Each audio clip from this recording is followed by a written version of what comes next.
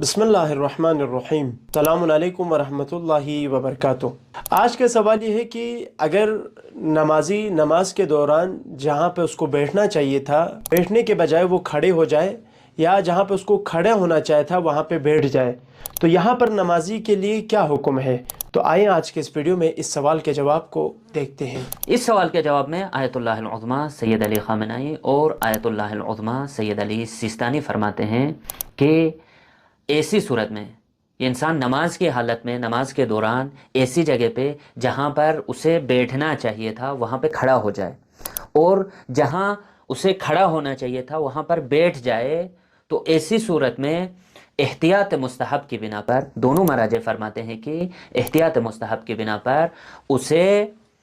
نماز کے بعد 2 سجدے سہو انجام دینے، اور احتیاط مستحب اس پر ہے کہ جہاں پر بھی نماز کے دوران جہاں پر بھی انسان کوئی چیز زیادہ کرے یا کوئی چیز کم کرے کہ جس سے نماز باطل نہیں ہو جاتی، تو اس صورت میں اسے آخر میں 2 سجدے سہو انجام دینے ہیں۔